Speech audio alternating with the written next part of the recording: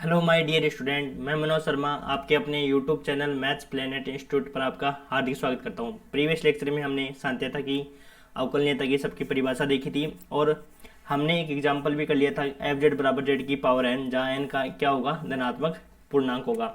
अब एक बार मैं डेफिनेशन को वापस रिवाइज कर देता हूँ और उसके बाद में हम है ना एक एग्जाम्पल और एक थ्योरम करने वाले हैं। और जिन्होंने अभी तक चैनल को सब्सक्राइब नहीं किया वो चैनल को सब्सक्राइब कर ले।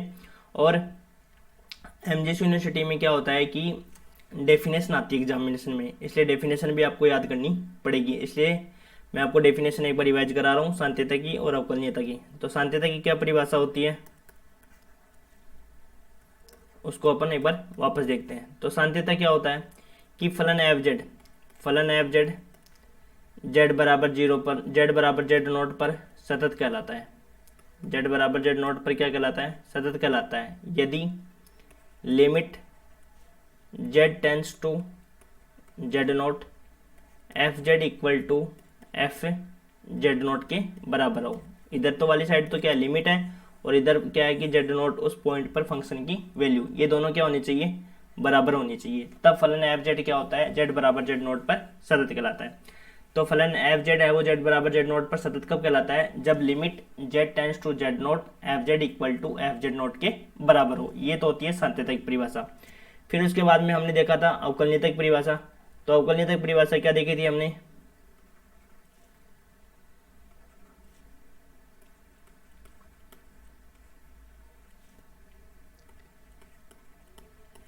अवकलनीयता की परिभाषा क्या देखी थी, एक तो हमने पूरे डोमेन पर चेक करी थी कि पूरे डोमेन पर अवकलनीयता की क्या परिभाषा होती है, और एक पर्टिकुलर पॉइंट पर यदि आपको डिफरेंशियबिलिटी चेक करनी है तब अपने को कौन सी डेफिनेशन लगानी है। तो हमने दो डेफिनेशन देखी थी। एक तो डेफिनेशन देखी थी कि जब पूरे डोमेन पर अपने को बात करनी हो कि सर्वत्र अवकलनीय है, तब तो हमें पहली वाली डेफिनेशन लगानी है, और एक पर्टिकुलर पॉइंट पर जब अपने को चेक करनी है तब अपने को नीचे वाली दूसरी वाली डेफिनेशन लगानी है। तो क्या डेफिनेशन होती है, जब पूरे डोमेन पर यदि फलन एफ जेड है वो डिफरेंशिएबल हो तो एफ डैश जेड बराबर होता है limit del z tends to zero f z plus del z minus f z upon del z, f z plus del z minus f z upon में del z. ये जो value है exist करनी चाहिए, एक तो क्या फाइनाइटली, एक तो क्या करनी चाहिए फाइनाइटली, और दूसरी होनी चाहिए आपकी यूनिकली मतलब क्या होता है अद्वितीय, और फाइनाइट का मतलब होता है परिमित। तो ये जो मान है वो परिमित व अद्वितीय रूप से विद्यमान होना चाहिए, तब अपन कहेंगे कि फलन एफ जेड है वो पूरे डोमेन पर क्या है, डिफरेंशिएबल है।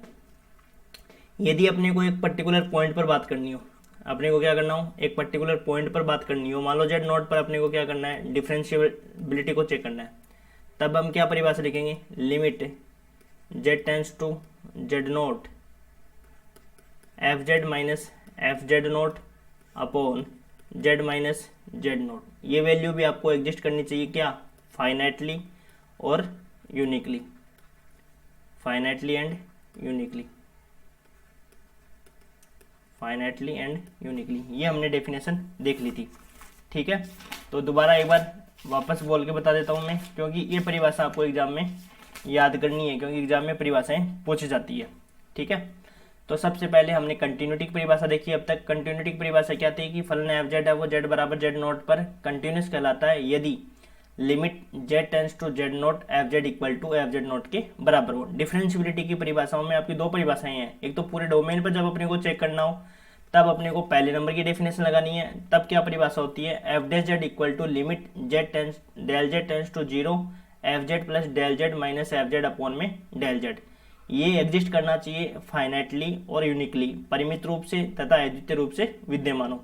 दूसरी हमारी डेफिनेशन थी कि एक पर्टिकुलर पॉइंट आपको कह देंगे जेड बराबर जीरो पर चेक करो डिफरेंशियबिलिटी, कोई भी फलन दे देंगे उसमें आपको कह देंगे कि जेड बराबर जीरो पर डिफरेंशियबिलिटी चेक करो, तब आपको ये परिभाषा लगानी है दूसरे नंबर की। और ये परिभाषा कहती है कि f dash z note equal to होता है limit z tends to z note f z minus f z note upon में z minus z not, exist finitely and uniquely होना चाहिए, ठीक है। ये आपकी परिभाषा होगी। फिर हमने इसके बाद में एक एग्जाम्पल देखा था एफ जेड बराबर जेड की पावर एन, जहां एन किससे बिलोंग करेगा, धनात्मक पूर्णांक पॉजिटिव इंटीजर से बिलोंग करेगा। ये फलन आपने देखा था सर्वत्र अवकलनीय होता है, तो हमने इसकी परिभाषा कैसे देखी थी, ये वाली डेफिनेशन लगा दी थी, फिर f z plus del z लगा दिया था minus f z upon del z. तो ये आया था अपने पास किस प्रकार से, ये आया था जेड प्लस डेल जेड की पावर एन माइनस जेड की power n upon del z, इस प्रकार से आए थे ना पद।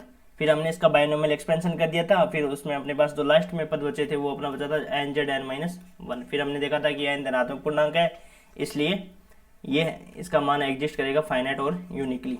तो हमने कह दिया कि फलन एफ जेड है वो जेड की पावर एन सर्वत्र अवकलनीय है, जहाँ एन क्या हो, धनात्मक पूर्णांक हो।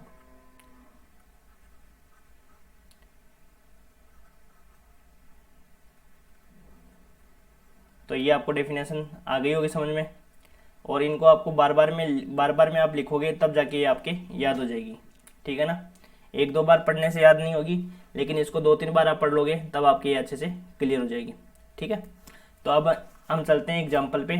आपके एग्जाम्पल जो सेकंड नंबर का एग्जाम्पल है उस पर चलते हैं, वो आपके एग्जाम में से पूछा हुआ भी है 2018 में, तो उसको करते हैं पहले और फिर हम एक थ्योरम करने वाले हैं। आपको आराम आराम से पढ़ना है, क्योंकि इसकी 2 यूनिट यदि कंप्लीट हो गई ना अच्छे से, तो कम से कम आपको पता है कि आपकी जो 1 यूनिट है वो 1 यूनिट कितने नंबर की आती है, 18 मार्क्स की आती है। 1 यूनिट जो होती है वो कितने नंबर की आती है, 18 मार्क्स की। 1 यूनिट आती है आपके 18 मार्क्स की। उसमें क्या होता है, जो 18 नंबर की जो यूनिट आती है उसमें आपके क्या होता है, 2 क्वेश्चन तो 1-1 नंबर के आते हैं, 2 क्वेश्चन तो क्या होते हैं 1-1 नंबर के, और 1 क्वेश्चन आता है 4 नंबर का और 1 क्वेश्चन आता है 12 नंबर का। तो इस प्रकार से होता है। तो 2 क्वेश्चन 1-1 नंबर के कितने नंबर हो गए, 2, और इसमें 4 और इसमें 12, तो कितने हो गए, 18 नंबर की 1 यूनिट आपकी हो गई। तो 2 यूनिट अच्छे से तैयार कर लोगे तो आपके कम से कम 30-35 का अच्छे से बढ़िया मार्क्स मिल जाएंगे आपको, 30-35 नंबर, ठीक है ना। तो अभी से पढ़ना स्टार्ट कर दो। और बीएससी फाइनल में, वैसे भी फाइनल में क्या होता है ज़्यादा नंबर बनते हैं, इसलिए अच्छे से इनको तैयार करना स्टार्ट कर दो, जैसे कि आपका एग्रीगेट भी 70+ हो जाए। क्योंकि आजकल एमएससी में मान लो किसी को एमएससी करना हो तो एमएससी में आजकल 75% से नीचे आपका एडमिशन नहीं होता है, इसलिए आपको अभी की बार ज़्यादा परसेंट बनाने पड़ेंगे।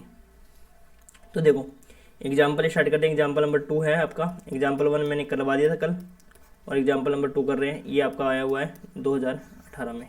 तो देखो क्या एग्जाम्पल है, सिद्ध कीजिए कि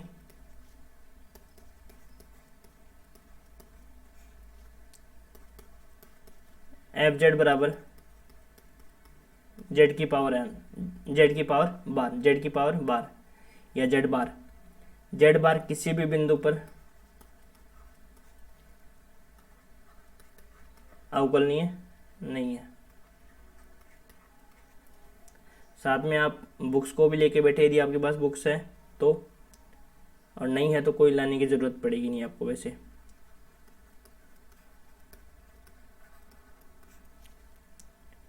अवकलनीय नहीं है। सिद्ध कीजिए कि एफ जेड बराबर जेड बार किसी भी बिंदु पर डिफरेंशिएबल नहीं है। किसी भी पॉइंट पर ये फंक्शन है वो डिफरेंशिएबल नहीं है। तो आपको पता है कि किसी भी पॉइंट पर, मतलब पूरे डोमेन में ये किसी भी पॉइंट पर क्या नहीं है, डिफरेंशिएबल नहीं है। तो आपको पता है पूरे डोमेन की बात आ गई। जब पूरे डोमेन की बात आ गई तो पूरे डोमेन पर चेक करेंगे, और पूरे डोमेन पर चेक करने के लिए अपन पूरे डोमेन की जो डिफरेंशियबिलिटी का जो फॉर्मूला है उसको अपन यहाँ अप्लाई करेंगे। वापस क्वेश्चन देख लो, 2018 में ये पूछा हुआ है, सिद्ध कीजिए कि एफ जेड बराबर जेड बार किसी भी बिंदु पर अवकलनीय नहीं है। मतलब पूरे डोमेन पे कोई भी पॉइंट ऐसा नहीं है जिस पर ये फंक्शन क्या होगा, डिफरेंशिएबल होगा। तो पूरे डोमेन की जब बात आती है तो आपको पता है कि अपन कौन सा फॉर्मूला लगाएंगे, पूरे डोमेन वाला डिफरेंशियबिलिटी का फॉर्मूला लगाएंगे। तो पूरे डोमेन का जो डिफरेंशियबिलिटी का फॉर्मूला है वो क्या होता है, f dash z equal to limit del z tends to 0 f z plus del z minus f z upon में डेल जेड। एग्जिस्ट करना चाहिए फाइनाइटली एंड यूनिकली। तो देखो सॉल्यूशन करते हैं। सबसे पहले एफ जेड बराबर अपने को क्या दिया हुआ है, जेड की पावर एन। सबसे पहले एफ जेड बराबर क्या दिया हुआ है, जेड की पावर एन। तब अवकलनीयता की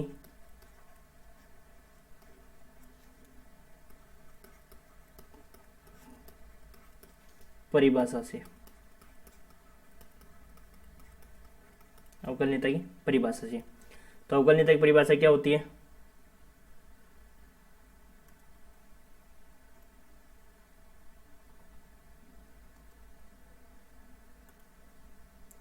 क्या परिभाषा होती है? F dash z equal to limit del z tends to 0 f z plus del z minus f z upon del z. ठीक है, f z plus del z minus f z upon में del z. ठीक है, यहाँ से देखो limit del z tends to 0। अपने पास फंक्शन क्या दे रखा है? एफ जेड बराबर जेड की पावर एन। यदि इस फंक्शन में हम क्या रखेंगे? जेड प्लस डेल जेड रख देंगे तो क्या मिलेगा? सॉरी, हमने एफ जेड बराबर जेड की पावर एन लिख दिया। अपने को फंक्शन दे रखा है जेड बार, वो तो पिछले फंक्शन में दे रखा था ना, इसमें नहीं, इसमें जेड की पावर एन लिख दिया हमने, जेड बार दे रखा है ना।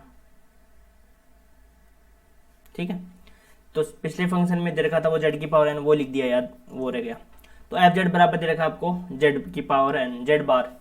तो देखो आपको ये सिद्ध करना है कि सिद्ध कीजिए कि एफ जेड बराबर जेड बार किसी भी बिंदु पर अवकलनीय नहीं है। तो किसी भी बिंदु पर अवकलनीय नहीं है, इसका मतलब कोई भी पॉइंट, डोमेन का कोई भी पॉइंट ऐसा नहीं है जिस पर वो फंक्शन, ये फंक्शन आपका डिफरेंशिएबल है। तो अपने को पूरे डोमेन पर चेक करेंगे। तो पूरे डोमेन की जो डेफिनेशन है वो लगाएंगे। F dash z equal to होता है limit del z tends to 0 f z plus del z minus f z upon में डेल जेड। एग्जिस्ट करना चाहिए फाइनाइटली और यूनिकली। तो आपने को देखो यहाँ क्या दे रखा है, फंक्शन क्या दे रखा है? जेड की पावर एन दे रखा है। तो यदि अपन एफ, सॉरी ये वापस ये याद रह रहा है,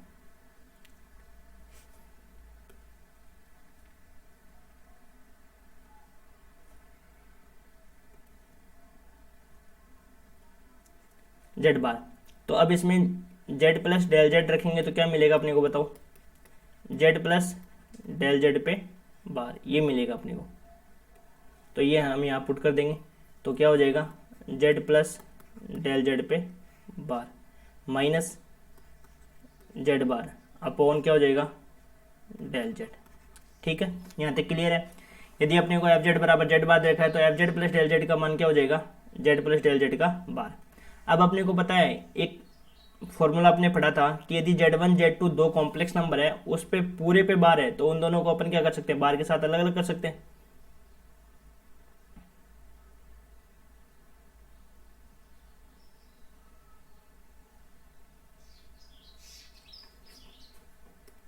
कर सकते हैं। तो देखो Z1 प्लस Z2 पे बार है, तो इसको, इस बार को हम क्या कर सकते हैं? अलग अलग कर सकते हैं।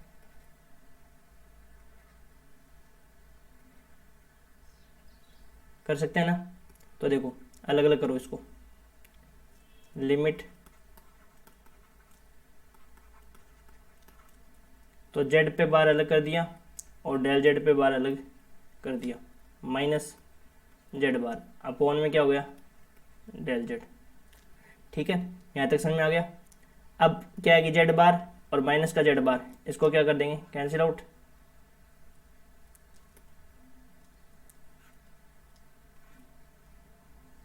तो अपने को क्या मिलेगा?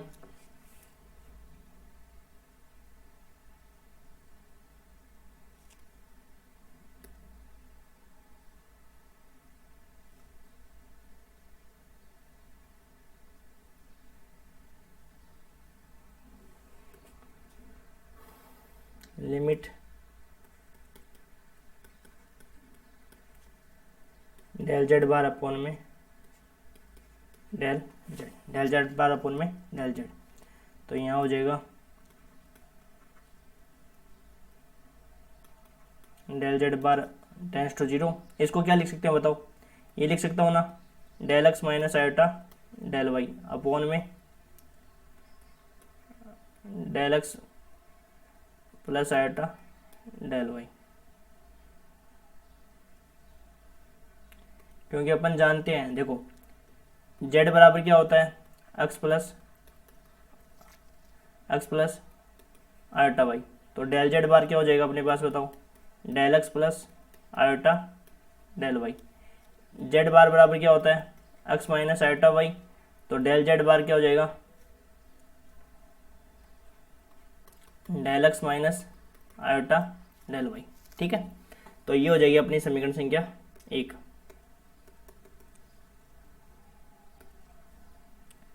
अब अपन क्या करेंगे, जब डेल जेड टेंस टू, दो पथ लेंगे और दोनों पथ के अनुदिश यदि मान सेम आता है तब तो जो इसका मान होगा वो परिमित व अद्वितीय हो जाएगा, मतलब ये डिफरेंशिएबल हो जाएगा। और अदरवाइज यदि इसका मान सेम नहीं आता दोनों पथों के अनुदिश तो अपन कहेंगे कि एफ जेड बराबर जेड बार कहीं भी अवकलनीय नहीं है। ऐसे तो करते हैं अपन अवकलनीयता चेक करने के लिए, दोनों पथों के अनुदिश मान क्या आना चाहिए, सेम आना चाहिए।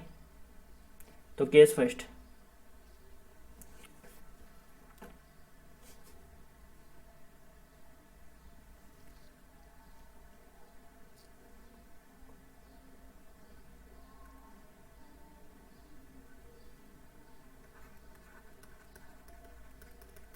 केस फर्स्ट, जब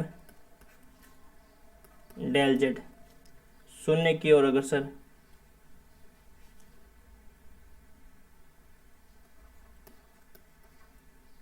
जब डेल जेड शून्य की ओर अग्रसर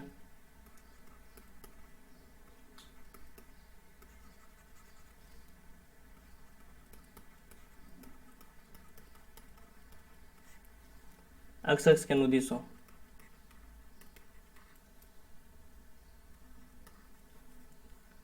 अक्ष के अनुदिश हो। तो जब डेल जेड है वो शून्य की ओर अग्रसर अक्ष के अनुदिश होगा तब आपको पता है कि वहां पे डेल वाई क्या हो जाएगा, 0 के बराबर हो जाएगा। जब डेल जेड है वो शून्य की ओर अग्रसर होगा तब डेल वाई क्या होगा, 0, डेल वाई इक्वल टू क्या हो जाएगा, 0 हो जाएगा। जब डेल जेड शून्य की ओर अग्रसर होगा अक्ष के अनुदिश तब डेल वाई क्या हो जाएगा, 0 हो जाएगा। तो समीकरण 1 में मान हो जाएगा, अपने पास क्या रख देंगे, मान रख देंगे समीकरण 1 में।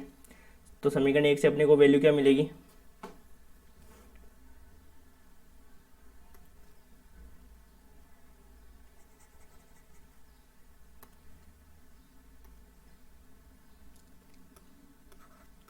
तब समीकरण 1 से क्या हो जाएगा, f dash z equal to limit del x tends to 0, क्योंकि अक्ष से अनुदिश जा रहे हैं तो सारा कन्वर्ट किस में हो जाएगा, अक्ष में। तो यहाँ पे डेल एक्स डेल वाई की इक्वल टू 0 रख देंगे तो यहाँ पे ये हो जाएगा अपने पास del x upon del x. तो इसकी वैल्यू कितनी आ जाएगी, 1 आ जाएगी। ठीक है, यहाँ तक समझ में आ गया। अब ले लेंगे केस सेकंड, जब डेल जेड शून्य की ओर अग्रसर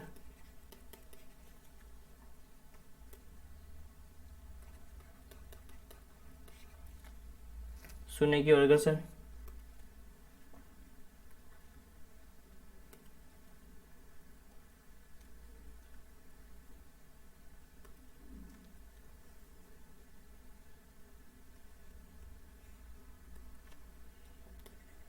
शून्य की ओर अग्रसर वाई एक्स के अनुदिश हो, वाई एक्स के अनुदिश हो, तब समीकरण 1 से, तो क्या हो जाएगा समीकरण 1 से, शून्य की ओर अग्रसर वाई एक्स के अनुदिश हो, तो वाई एक्स के अनुदिश होगा तो अक्ष क्या हो जाएगा, 0 हो जाएगा। तब डेल एक्स क्या हो जाएगा, 0 हो जाएगा।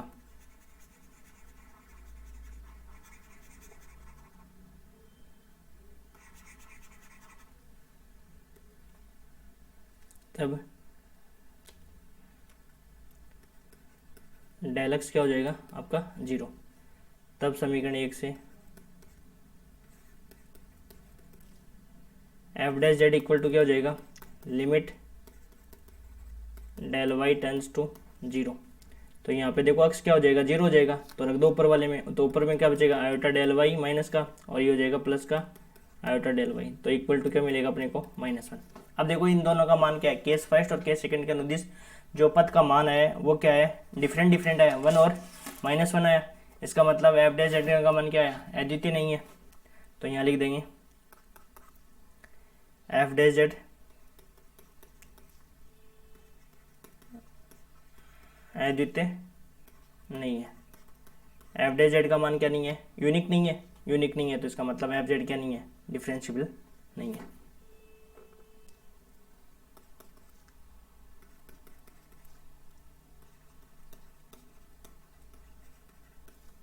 तो एफ जेड बराबर जेड बार है वो कहीं भी अवकलनीय नहीं होता है। तो एफ जेड है वो जेड बार कहीं भी अवकलनीय नहीं होता है। ठीक है, आ गया समझ में? एफ जेड कहीं भी अवकलनीय नहीं है।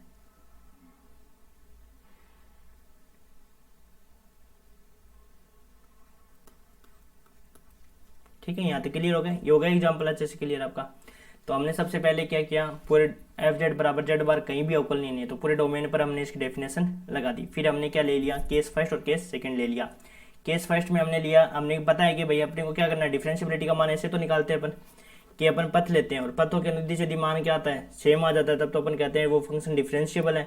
अदरवाइज यदि पथों के अनुदिश मान क्या आता है, डिफरेंट आता है, तो उसका मतलब वो फंक्शन अवकलनीय नहीं है। और पूरे डोमेन पे चेक करें तो एफ जेड क्या वो कहीं भी अवकलनीय नहीं होगा। ठीक है, ध्यान आ गया, समझ में आ गई थ्योरम? अब हम चलते हैं अगली एक थ्योरम, ये एग्जाम्पल था और एक थ्योरम पे चलते हैं जो आपके एग्जाम में पूछी हुई है। तो देखो एग्जाम्पल थ्योरम नंबर जो 4.1 है वो आपकी थ्योरम है।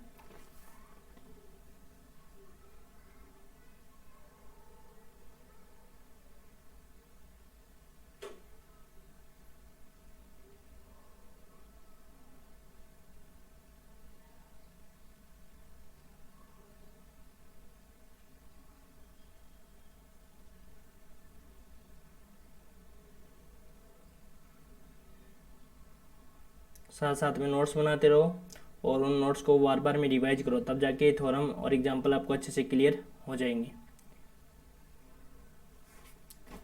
अब देखो प्रमेय नंबर 4.1, ये भी इम्पोर्टेंट है, आपकी पूछी हुई एग्जामिनेशन में, अदर यूनिवर्सिटी में भी पूछते हैं ये थ्योरम। यदि एक फलन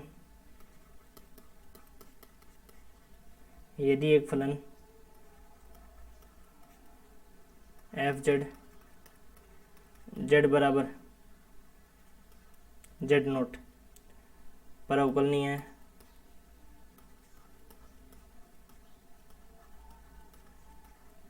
है, तो वहाँ सातत्य होगा।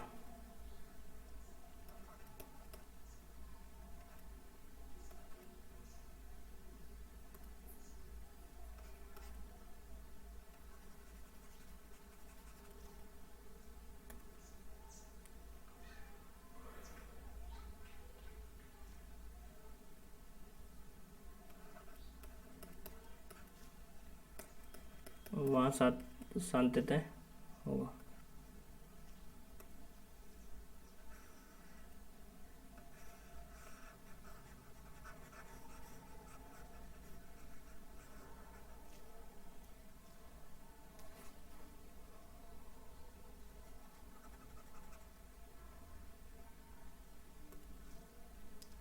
तो वहाँ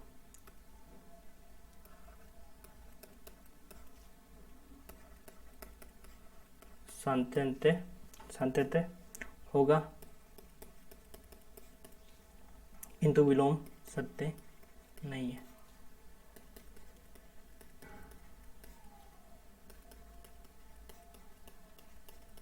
किंतु विलोम सत्य नहीं है। तो देखो कैसे इसको प्रूव करेंगे, यहाँ पे समझो कि इसको क्या प्रूव करना है और कैसे अपने को इसको प्रूव करना है। तो देखो सबसे पहले बोला है कि कोई भी फलन एफ जेड है वो जेड बराबर जेड नॉट पर डिफरेंशिएबल है, तो वहाँ वो फलन क्या होगा, सातत्य होगा, किंतु इसका विलोम सत्य नहीं है। तो हम ये कह सकते हैं कि कोई भी अवकलनीय फलन जो होता है वो हमेशा क्या होता है, सातत्य होता है या सतत होता है। अवकलनीय फलन क्या होता है, सतत होता है, परंतु इसका कन्वर्स है वो विलोम, जो कन्वर्स विलोम जो है इसका सत्य नहीं होता है। तो अवकलनीय फलन क्या होता है, हमेशा सतत होता है, परंतु सतत फलन का अवकलनीय होना आवश्यक नहीं है। तो अपन क्या कैसे प्रूव करेंगे, सबसे पहले अपन मान लेंगे कि कोई एक फलन मान लेंगे वो डिफरेंशिएबल है, जेड बराबर जेड नोट पर क्या है, डिफरेंशिएबल है, और उसकी हम डेफिनेशन लगा देंगे और उसके बाद में अपन क्या करेंगे, उसको सतत सिद्ध कर देंगे। अपने को यहाँ पे क्या प्रूव करना है कि कोई भी फलन अवकलनीय है वो सतत होगा, परंतु सतत फलन का अवकलनीय होना आवश्यक नहीं है, मतलब उल्टा इसका आवश्यक नहीं है। एक तो होता है आवश्यक प्रतिबंध होता है, उसको तो कहते हैं नेसेसरी कंडीशन। उसमें क्या करते हैं, ऐसे सिद्ध करना होता है राइट साइड से, कैसे कि कोई फलन अवकलनीय होता है तो उसको अपन सातत्य सिद्ध कर देते हैं, ये तो होता है आवश्यक प्रतिबंध। और पर्याप्त प्रतिबंध में क्या होता है, इसका उल्टा होता है, ऐसे साइन लगता है, ठीक है। पर्याप्त प्रतिबंध में ये साइन लगता है। तो उसमें क्या होता है कि अपन को ये सिद्ध कर, अपने को ये दिखाना है कि कोई भी सतत फलन है वो अवकलनीय होना आवश्यक नहीं है। ये मतलब सतत फलन का अवकलनीय होना आवश्यक नहीं है। अवकलनीय फलन है वो हमेशा सतत होते हैं, परंतु सतत फलन है वो अवकलनीय हो ये आवश्यक नहीं होता है, ठीक है। अपन क्या करेंगे, देखो अपने को ये सिद्ध करना है कि ये फलन एफ जेड बराबर जेड नोट पर अवकलनीय मानकर चलेंगे कि भाई अवकलनीय दे रखा है। तो अपने को क्या सिद्ध करना है, सांतत्य सिद्ध करना है। तो आपको पता है कि सांतत्य सिद्ध करने के लिए मुझे क्या सिद्ध करना होगा, सांतत्य परिभाषा क्या होती है वही सिद्ध करके दिखाना है। सांतत्य परिभाषा होती है limit z tends to z note equal to f z naught. यदि अपन ये कंडीशन सिद्ध करके दिखा दें तब अपन कह देंगे कि एक फलन अवकलनीय माना था और वो फलन क्या हो गया, सतत हो गया। फिर उल्टा सिद्ध करने के लिए अपन क्या करेंगे, एग्जाम्पल लेंगे जो एफ जेड बराबर मोड ऑफ जेड स्क्वायर, ये सर्वत्र सतत है परंतु अवकलनीय कहाँ पे रहेगा, ये मूल बिंदु पर रहेगा। ये अपन प्रूव करके दिखा देंगे। अब ये जो मैं आपको एग्जाम्पल लिखाऊंगा ये एग्जाम्पल आपके एक्सेस, ये जो 57 नंबर का जो पेज है उस पर आपका एग्जाम्पल नंबर 3 भी रहेगा। तो ये एग्जाम्पल आपके एग्जाम में क्या होता है, या तो ऐसे भी पूछा जा सकता है कि एफ जेड बराबर जेड बार है, जेड का मोड ऑफ जेड स्क्वायर सर्वत्र सतत है परंतु अवकलनीय केवल मूल बिंदु पर है, अलग से भी उसको पूछा जा सकता है। और इसी एग्जाम्पल को अपन क्या करेंगे, थ्योरम में भी, इसी थ्योरम में इंक्लूड भी करेंगे। तो यदि थ्योरम आती है तब तो आपको ये एग्जाम्पल भी लिखना है और ये आपको सारा करना है। और यदि एग्जाम्पल अलग से आता है तो फिर आपको इसको अलग से आपको सोल्व करना पड़ेगा एग्जाम में, ठीक है। और वो एग्जाम्पल आएगा तब मैं और अच्छे से आपको बता दूंगा, ठीक है। स्टार्ट करते हैं अपन इस थ्योरम को। तो अपने को सिद्ध क्या करना है, अपने को ये बताना है कि अवकलनीय फलन क्या होते हैं, सतत होते हैं, परंतु सतत फलन का अवकलनीय होना आवश्यक नहीं है। तो अपन सबसे पहले क्या मानेंगे, मान लेंगे कि फलन एफ जेड है वो जेड बराबर जेड नोट पर अवकलनीय है। तब अवकलनीयता की क्या लगा देंगे, परिभाषा लगा देंगे। आपको पता है कि किसी एक पर्टिकुलर पॉइंट पर अपन अवकलनीयता की क्या डेफिनेशन होती है, उस डेफिनेशन को अपन लगाएंगे और उस डेफिनेशन से अपन कंटिन्यूटी की जो कंडीशंस होती है कि limit z tends to z note f z बराबर एफ जेड नोट, इसको अपन क्या कर देंगे, प्रूव कर देंगे। जिससे अपन ये बता देंगे कि अवकलनीय फलन क्या होता है, सतत होता है। फिर अपन सतत फलन का अवकलनीय प्रूव करने के लिए अपन क्या करेंगे, एक एग्जाम्पल ले लेंगे। तो देखो कैसे लिखेंगे, ये थ्योरम अच्छी है, इंपॉर्टेंट भी एग्जाम के पॉइंट ऑफ व्यू से, आपको समझ में आ गई होगी। अब अपन इसको प्रूव करते हैं और मैं साथ साथ में आपको और अच्छे से इसको समझा दूंगा। तो देखो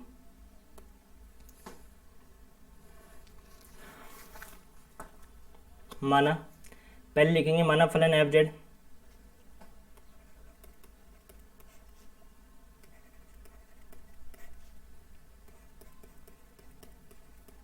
जेड बराबर जेड नोट पर, माना फलन एफ जेड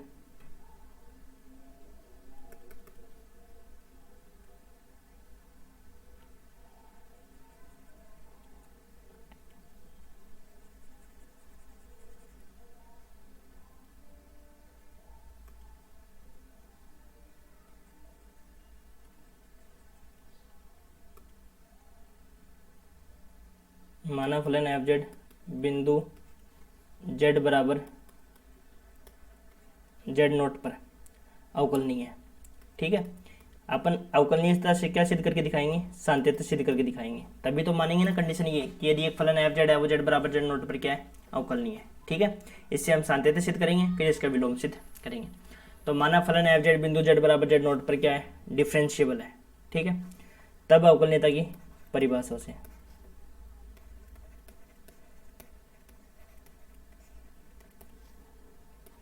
तब अवकलनीयता की परिभाषा, आपको पता है कि एक पॉइंट पर डिफरेंशिएबिलिटी की क्या डेफिनेशन होती है, मैंने आपको बताया था पहले ही।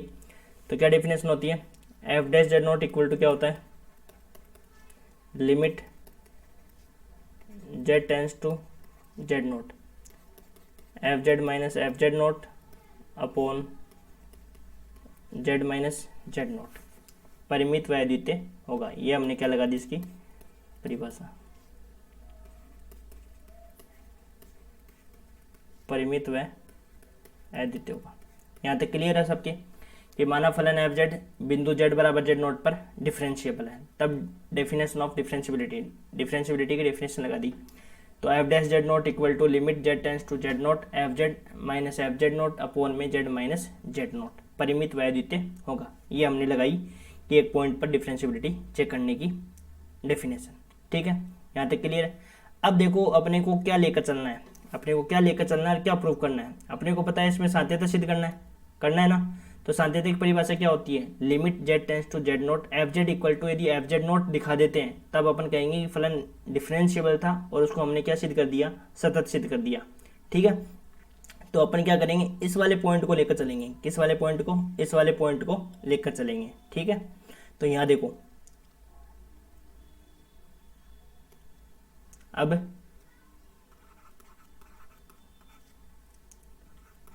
F z minus f z note equal to, इसको लेकर चल रहे हैं, f z minus f z note को लेकर चल रहे हैं। तो ये जेड माइनस, अब डिफरेंशिएबिलिटी की डेफिनेशन बनाएंगे यहाँ पे, कैसे बनाएंगे देखो, f z minus f z not, अपन क्या करेंगे कि जेड माइनस जेड नोट का गुणा कर देंगे और जेड माइनस जेड नोट को ही क्या कर देंगे, भाग दे देंगे। ऐसे कर सकते हैं ना, 2 से गुणा और 2 से ही भाग, तो जेड माइनस जेड नोट से ही गुणा, जेड माइनस जेड नोट से ही भाग दे देंगे। यहाँ तक समझ में आ गया। F z minus f z note को लेकर चल रहे हैं, उसमें अपने क्या किया है कि जेड माइनस जेड नोट से ही गुणा कर दिया और जेड माइनस जेड नोट से ही भाग दे दिया। ठीक है, आगे देखो,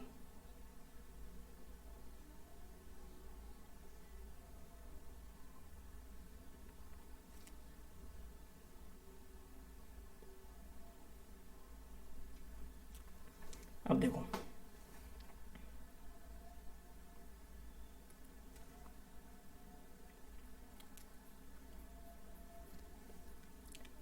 अब अपन क्या करेंगे, दोनों तरफ लिमिट ले लेंगे, limit z tends to z note,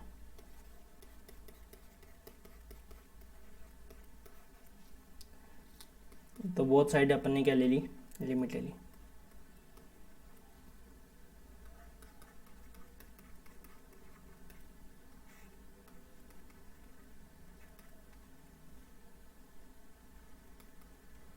यहाँ तक समझ में आ गया आपके। अब देखो दो फंक्शन, एक फंक्शन ये दे रखा है पूरा और एक फंक्शन आपको जेड माइनस जेड नोट, एक फंक्शन तो अपने पास f z minus f z note upon z minus z not है और एक फंक्शन अपने पास जेड माइनस जेड नोट है। जब बाहर लिमिट लगी रहती है तो इसको ऐसे भी कर सकते हो आप,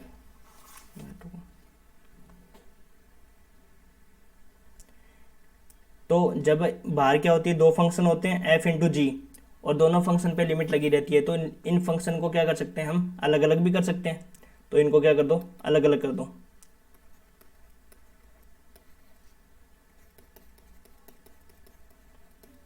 ये पूरे पे लिमिट है। ठीक है, अब इस लिमिट को क्या कर देंगे, दोनों फंक्शन पे अलग अलग कर देंगे। तो f z minus f z note upon z minus z note into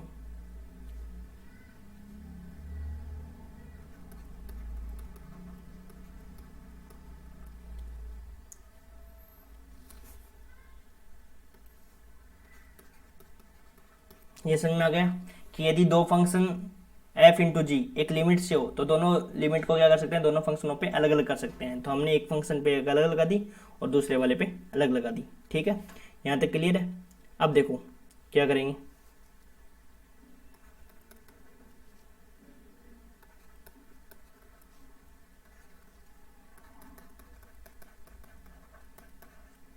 equal to, तो इसको देखो क्या करेंगे, ये इसके स्थान पर क्या लिखेंगे बताओ,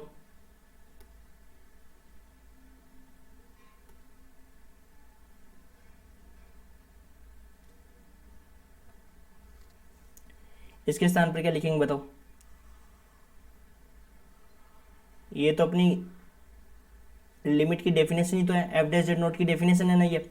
और इसमें जब अपन लिमिट अप्लाई करेंगे, जब इसमें लिमिट अप्लाई करेंगे जेड की जगह क्या रख देंगे, जेड नोट रख देंगे। तो जेड की जगह यदि जेड नोट रखेंगे तो क्या हो जाएगा, z naught minus z note equal to क्या आ जाएगा, जीरो आ जाएगा, इक्वल टू क्या आ जाएगा, जीरो। तो ये फंक्शन तो क्या हो जाएगा, जीरो, और ये आ जाएगी आपकी लिमिट उसकी definition, F dash z note की डेफिनेशन।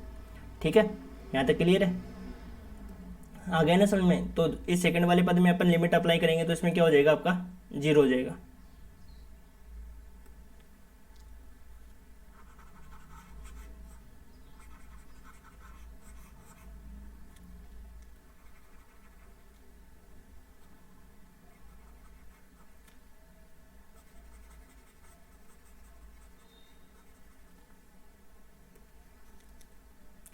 तो ये हो जाएगा अपने पास क्या, एफ डैश जेड नोट और ये हो गया 0।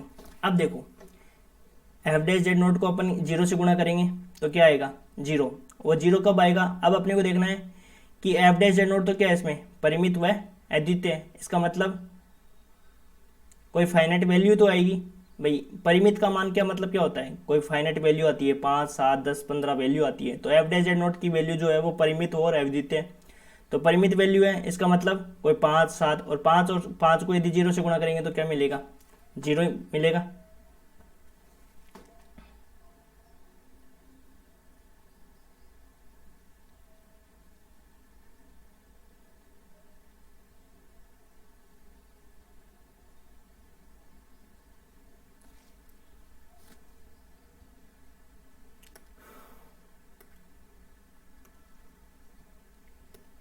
यहाँ लिख देंगे चूंकि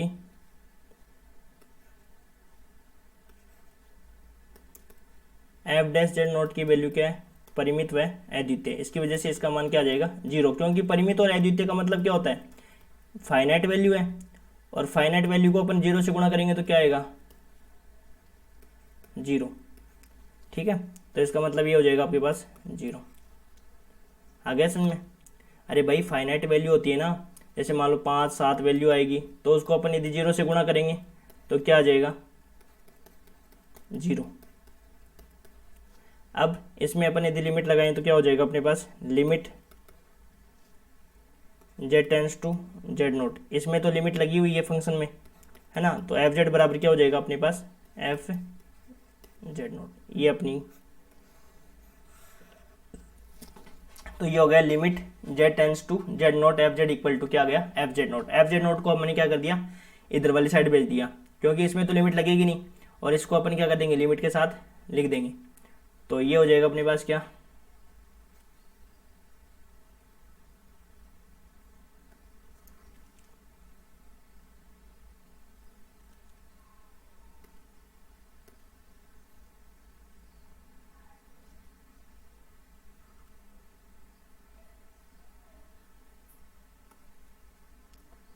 ठीक है। तो हमने क्या किया, एफ जेड इसको तो लिमिट के साथ लिख दिया, और इसको हमने एफ जेड नोट को, इसमें लिमिट अप्लाई कर सकते हैं कि नहीं है, क्योंकि एफ जेड नोट का फंक्शन ही है। तो ये हो जाएगा आपके पास फलन। अपने को ये प्रूव करके दिखाना था। ये कंडीशन किसकी होती है, जेड बराबर जेड नोट पर सतत है। आ गया समझ में। हमने क्या किया, सबसे पहले हमने लेके चले थे कि Z minus f z note को लेकर चले थे। फिर हमने क्या किया, जेड माइनस जेड नोट को ऊपर नीचे गुणा कर दिया। फिर हमने को पता है कि दो फंक्शन है और एक ही लिमिट से वो कनेक्टेड है, तो इन लिमिट को क्या कर सकते हैं, दोनों फंक्शन पर अलग अलग कर सकते हैं। दोनों को जब हमने अलग अलग किया तो एक में जब हमने लिमिट अप्लाई की, इसमें लिमिट अप्लाई की, तो इसमें लिमिट अप्लाई करते क्या बना 0। और ये वैल्यू ये जो है वो तो डिफरेंशियबिलिटी का फॉर्मूला ही है एफ डैश जेड नोट। अब एफ डैश जेड नोट की वैल्यू क्या है, परिमित और अद्वितीय है, मतलब कोई फाइनाइट वैल्यू आएगी, 5 7 10 15 20 वैल्यू आएगी। और आपको पता है कि 15 20 को मान लो कोई भी नंबर है उसको 0 से गुणा करते हैं तो 0 जो तो आता है, तो इक्वल टू 0 आ गया। फिर इसकी लिमिट को अपन ने अलग अलग कर दिया, तो ये कंटिन्यूटी की डेफिनेशन बन गई। इसका मतलब फलन एफ जेड है वो जेड बराबर जेड नोट पर क्या है, सतत है। इसका मतलब हमने क्या माना कि फलन एफ जेड है वो जेड बराबर जेड नोट पर डिफरेंशिएबल है, और डिफरेंशिएबल के बाद में हमने सिद्ध करके दिखा दिया कि फलन एफ जेड है वो जेड बराबर जेड नोट पर सतत है। इसका मतलब ये हुआ कि अवकलनीय फलन क्या होता है, सतत होता है। अब सतत फलन का अवकलनीय होना आवश्यक नहीं है, इसको अपन एक एग्जाम्पल के द्वारा समझ सकते हैं, क्योंकि मैथमेटिक्स में कोई भी बात को गलत सिद्ध करने के लिए एक एग्जाम्पल ही काफ़ी होता है। कि हमने इस एग्जाम्पल से बता दिया कि देखो भाई ये फलन अपने को मिल गया कि ये सर्वत्र सतत है, परंतु अवकलनीय केवल मूल बिंदु पर है, तो ये डिफरेंशिएबल नहीं है। तो विलोम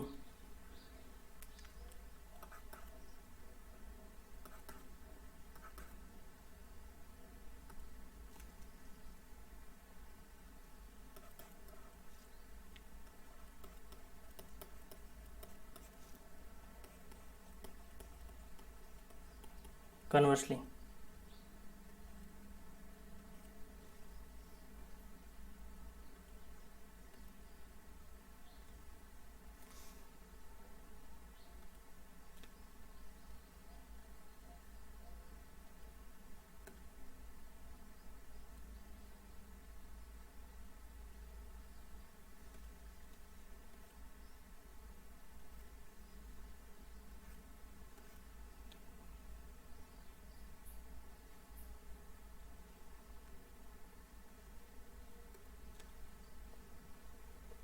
तो देखो सतत फलन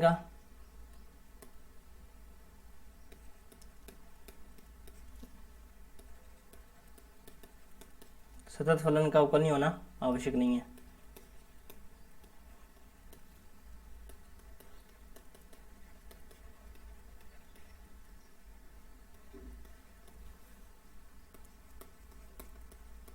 जैसे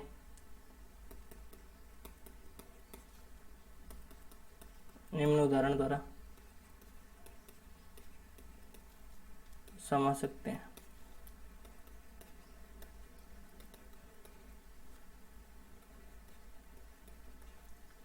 कि सतत फलन का अवकल नहीं होना आवश्यक नहीं है, जिसे हम क्या कर सकते हैं, निम्न उदाहरण के द्वारा समझ सकते हैं।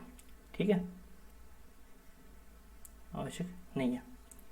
तो इसके लिए हम एग्जाम्पल लिख सकते हैं, और वो एग्जाम्पल आपके एक्सरसाइज एग्जाम्पल है, वो एग्जाम्पल नंबर 3 है।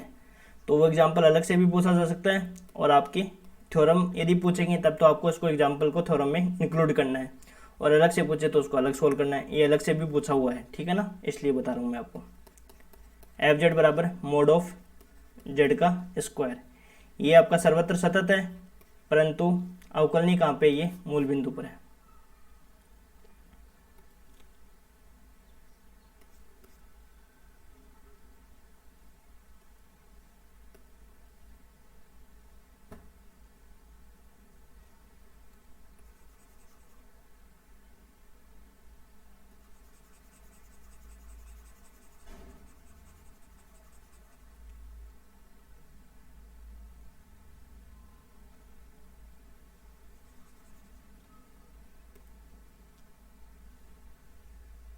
सर्वत्र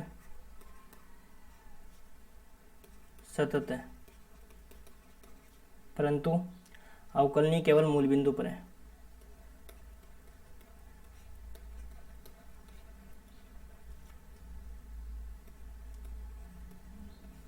अवकलनी केवल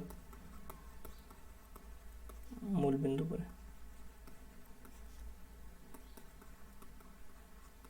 अवकलनी केवल मूल बिंदु पर है। ठीक है, अब अपने को देखो एक एग्जांपल बताना है कि एफ जेड बराबर Z mode of z square है, वो सर्वत्र सतत तो है, परंतु अवकलनी कहाँ पर है, ये मूल बिंदु पर है। तो देखो अपन को इसको कैसे चेक करेंगे, आपको अवकलनीयता चेक करनी है, पूरे डोमेन पे चेक करेंगे, फिर हम क्या करेंगे, पूरे डोमेन पे दिखाएंगे कि पूरे डोमेन पे नहीं है, फिर एक पर्टिकुलर पॉइंट पर अपन इसको प्रूव करेंगे। तो देखो सॉल्यूशन, एफ जेड बराबर अपन जानते हैं कि क्या होता है, एफ जेड अपने पास क्या दे रखा है, मोड ऑफ जेड स्क्वायर, और मोड ऑफ जानते हैं अब क्या होता है, x square plus y square ही होता है। जेड बराबर क्या होता है, एक्स प्लस आयोटा वाई, और मोड ऑफ जेड क्या होता है, under root of x square plus y square. जब स्क्वायर ऑन बोथ साइड करेंगे तो क्या हो जाएगा, x square plus y square. ठीक है, ये अपने पास ये हो गया।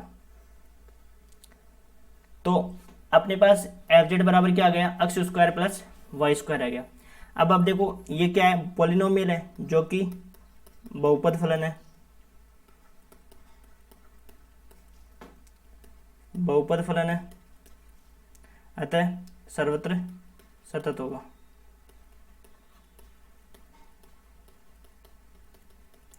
ये हमने बता दिया कि ये सर्वत्र सतत तो है, परंतु अवकलनीय कहाँ पे रहेगा, मूल बिंदु पर। तो अब इसकी चेक करेंगे हम अवकलनीयता को पूरे डोमेन पे चेक करेंगे पहले, और फिर अपन एक पर्टिकुलर पॉइंट पर इसको दिखाएंगे कि ये पर्टिकुलर पॉइंट पर ही क्या है, डिफरेंशिएबल है।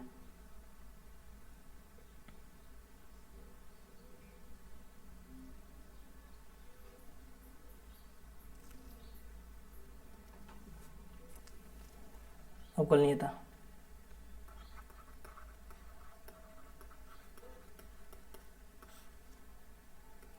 तो देखो फलन अपने को क्या दे रखा है,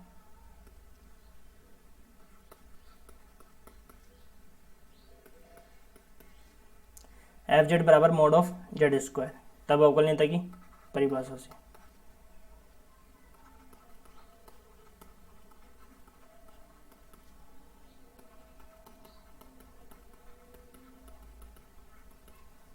तो क्या परिभाषा होती है, limit f z plus del z minus f z upon में डेल जेड। ठीक है, पूरे डोमेन पे चेक कर रहे हैं तो पूरे डोमेन की हमने क्या लगा दी, डेफिनेशन लगा दी।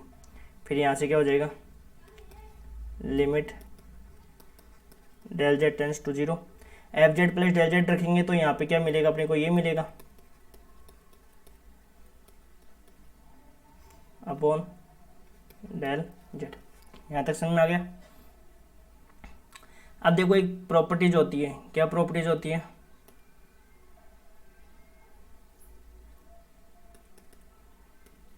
मॉड ऑफ जेड स्क्वायर, इसको क्या लिख सकता हूँ मैं, जेड इंटू जेड बार लिख सकता हूँ, जेड इंटू जेड बार बराबर क्या लिख सकते हैं, मॉड ऑफ जेड स्क्वायर। तो इसको मैं लिखूंगा तो क्या मिलेगा मेरे को बताओ,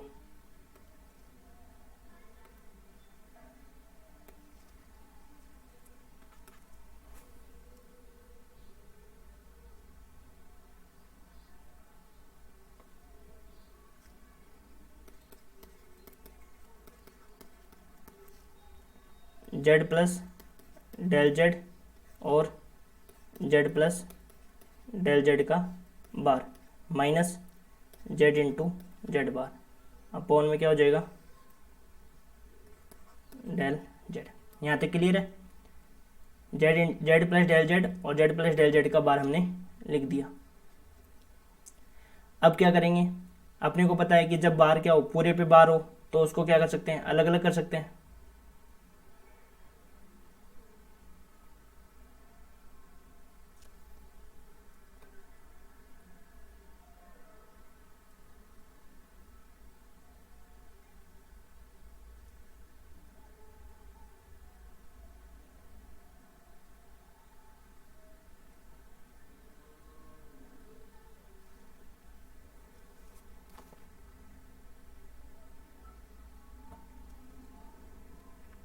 यहाँ से क्या हो जाएगा, limit del z tends to zero, तो जेड प्लस डेल जेड और इसको बार क्या कर देंगे, अलग अलग कर देंगे,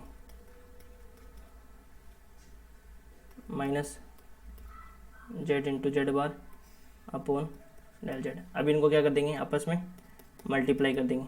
तो करो मल्टीप्लाई, क्या मिलेगा अपने को, z into z bar, z into del z bar plus z bar into del z plus del z bar, del z और del z bar minus z z bar upon del z. ठीक है, तो यहाँ से क्या हो जाएगा अपने पास, लिमिट, अब ये जेड बार, ये वाला पद और ये वाला पद कैंसिल आउट, तो अपने को मिलेगा क्या, जो बच गया वो पद मिल जाएगा, z into del z bar plus z bar into del z plus del z upon में डेल जेड का बार अपॉन में क्या हो जाएगा, डेल जेड, और डेल जेड का क्या लगा देंगे, भाग लगा देंगे। तो देखो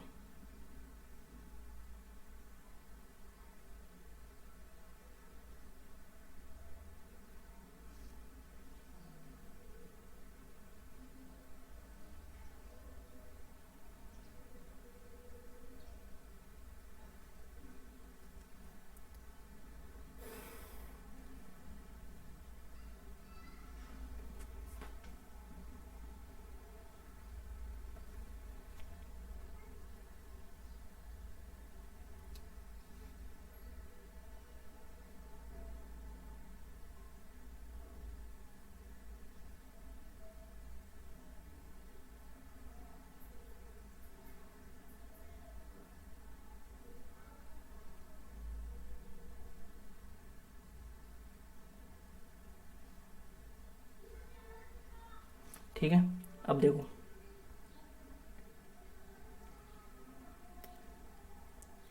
limit del z tends to zero, अब लगा दो भाग, जेड इंटू डेल जेड का भाग लगा दो सब में, तो इसमें बचेगा जेड बार और इसमें बचेगा डेल जेड का बार। अब देखो इसमें, अब ये लिमिट अप्लाई कर दो। अब लिमिट में जब अप्लाई करोगे तो चूंकि डेल जेड यदि टेंस टू जीरो होगा, जब डेल जेड वो टेंस टू जीरो होगा तब डेल जेड बार भी क्या होगा, जीरो की ओर अग्रसर होगा। जब del z tends to zero होता है तब डेल जेड बार भी क्या होता है, जीरो होता है। और डेल जेड बार का मतलब क्या होता है, del z bar tends to zero, इसका मतलब del x plus iota del y tends to zero, मतलब डेल एक्स भी जीरो डेल वाई भी जीरो, तो इसका मतलब यही इसमें होता है, तो ये भी जीरो के बराबर होगा।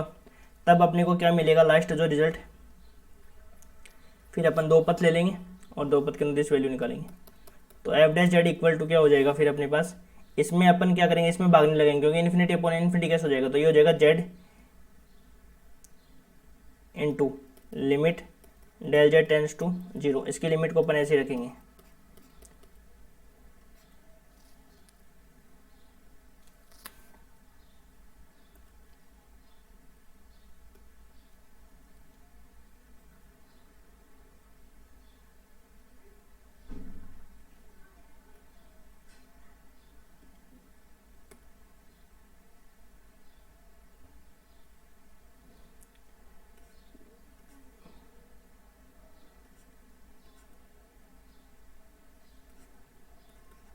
और इसमें देखो ये वाला पद क्या बन जाएगा, जीरो बन जाएगा, और ये प्लस में आ जाएगा जेड बार। ठीक है, ये हो गई आपकी समीकरण संख्या एक। अब अपन लेंगे दो पद और दोनों पथों के अनुदिश मान देखेंगे, दोनों के अनुदिश मान यदि सेम आता है तब तो कहेंगे कि पूरे डोमेन पे डिफरेंशिएबल है, यदि सेम नहीं आता तब अपन कहेंगे पूरे डोमेन पे डिफरेंशिएबल नहीं है। फिर अपन एक पर्टिकुलर पॉइंट जीरो पर चेक करेंगे। ठीक है, तो केस फर्स्ट, जब डेल जेड शून्य की ओर अग्रसर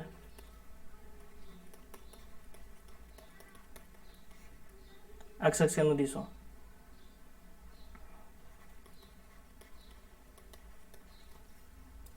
एक्स एक्स के अनुदिश एक्स एक्स के अनुदिश हो, तब क्या होता है, डेल वाई क्या होता है, जीरो होता है। तब डेल वाई क्या होता है, जीरो होता है। तब समीकरण एक से एफ डैश जेड बराबर क्या हो जाएगा, z into limit del x tends to zero, ये हो जाएगा अपने पास del x minus iota del y होगा, और ये क्या होगा del x plus iota del y plus z bar. तो इसमें क्या करेंगे अपन, डेल वाई की जगह क्या रख देंगे, जीरो रख देंगे, तो अपने को क्या मिलेगा,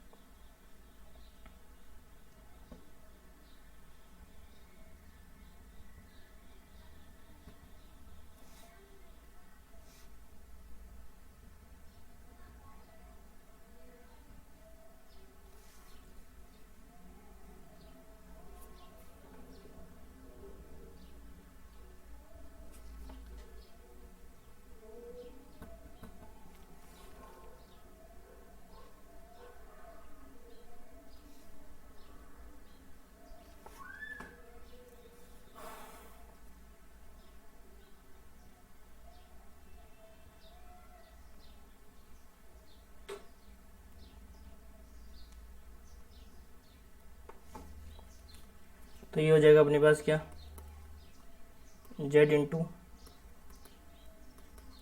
limit x tends to zero, तो ये हो जाएगा del x upon del x plus z bar. तो यहाँ पे हो जाएगा अपने पास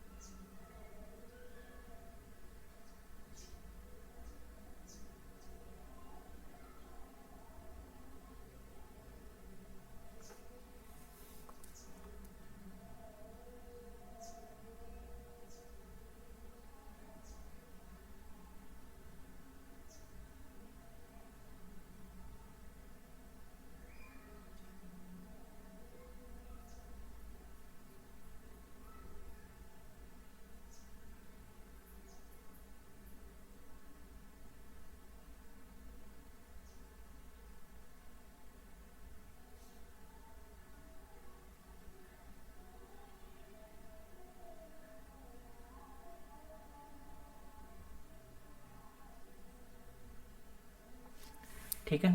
तो यहाँ से क्या हो गया अपने पास,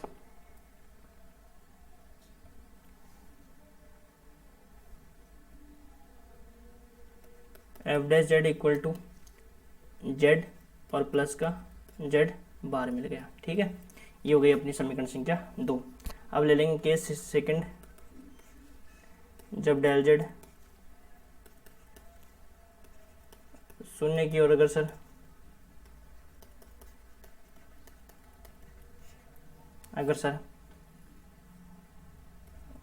वाई एक्स के अनुदिश हो,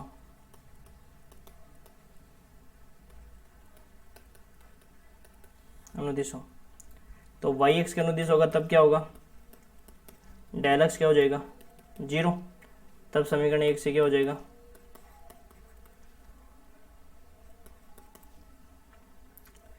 एफ डैश जेड बराबर क्या हो जाएगा, z into limit del y tends to 0, और ये हो जाएगा अपने पास क्या, del x minus iota del y है, और अपॉन में क्या हो जाएगा, del x plus iota del y plus z bar. तो यहाँ से अपने पास आ जाएगा ये, इसमें जब अपन क्या करेंगे वाई एक्स को 0 कर देंगे तो क्या आ जाएगा, माइनस का 1 आ जाएगा, तो माइनस जेड बार आ जाएगा, और प्लस का क्या आ जाएगा जेड बार।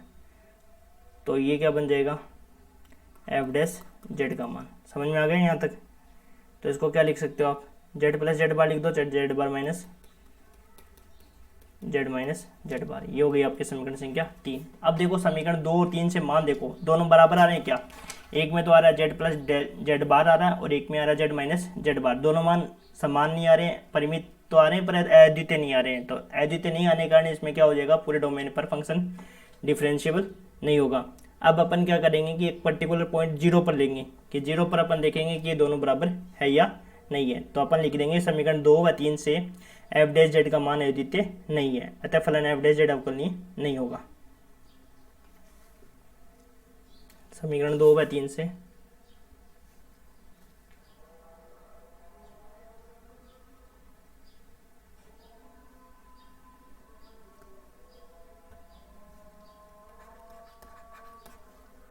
समीकरण 2 व 3 से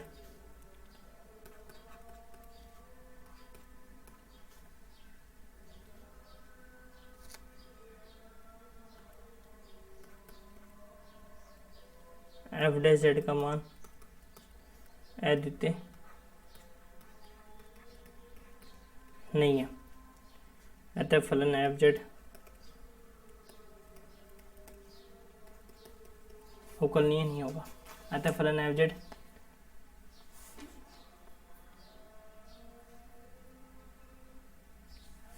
एफ डैश जेड अवकलनीय नहीं है, अवकलनीय नहीं है। ठीक है, लेकिन अपन z बराबर 0 की बात करें, परंतु यदि z बराबर किसकी बात करें, z बराबर 0 लेते हैं, तब समीकरण 2 व 3 से मान क्या होगा बताओ, z बराबर क्या ले लो 0। तो समीकरण 2 और 3 से क्या हो जाएगा, एफ डैश जेड का मान, एफ डैश 0 का मान क्या हो जाएगा 0। देखो एफ डैश जेड का मान एक में तो क्या है जेड प्लस जेड बार, दूसरे में मान आया अपने पास जेड माइनस जेड बार, नहीं sorry minus z plus z bar आया। तो जब हम जेड की जगह क्या ले लेंगे 0 ले लोगे, तो यहाँ पे 0, यहाँ पे भी 0, यहाँ पे भी 0, तो 0 आ जाएगा, और इस पर भी क्या आ जाएगा 0 आ जाएगा। तो 0 पर ये दोनों मान क्या आ जाएंगे, समान आ जाएंगे, और 0 पर दोनों मान समान आ जाएंगे तो अपन कह देंगे कि जो यहाँ पे ये अवकल नहीं होगा वो किस पॉइंट पर होगा, जेड बराबर 0 पर।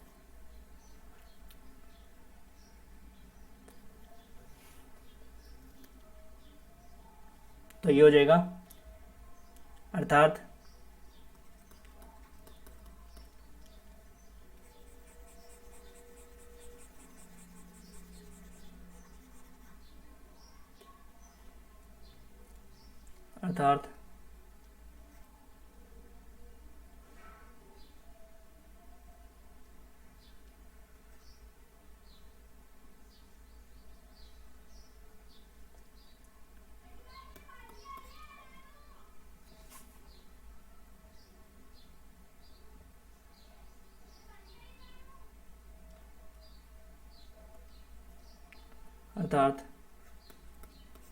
एफ जेड का मान क्या हो जाएगा, अद्वितीय होगा।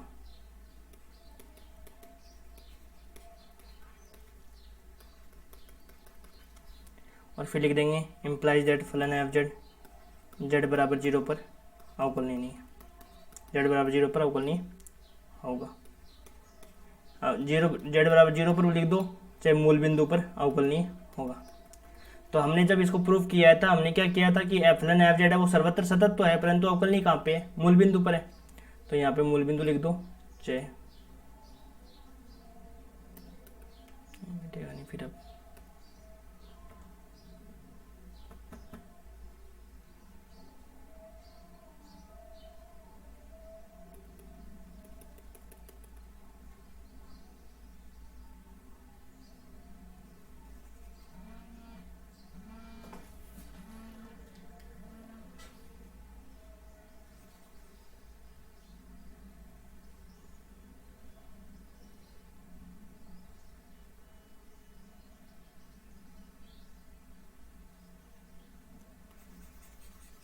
ठीक है। तो यहाँ पे z बराबर 0 पर अवकलनीय होगा। ठीक है, ये अपने को प्रूव करना था, हमने प्रूफ कर दिया। ठीक है, तो हमने क्या प्रूव किया, फलन एफ जेड है वो Z mod of z square सर्वत्र सतत है, परंतु अवकलनीय कहाँ पे होगा, मूल बिंदु होगा। पूरे डोमेन पे देखा था, एक में मान आया था जेड प्लस जेड बार और दूसरे पे आया था जेड माइनस जेड बार। तो दोनों मान डिफरेंट आए, डिफरेंट आने की वजह से क्या हुआ, एफ डे जेड अवकलनीय नहीं हुआ। परंतु यदि 0 पर बात करें तो दोनों पर 0 पर वैल्यू क्या आ गई, इक्वल आ गई, अर्थात एफ डे जेड का मान अद्वितीय हो गया। इसलिए फलन एफ जेड जेड बराबर 0 पर अवकलनीय हो गया। ठीक है, तो ये थ्योरम आपकी कंप्लीट होती है यहाँ पे, और फिर अगले लेक्चर में आगे क्वेश्चन करेंगे। Thank you.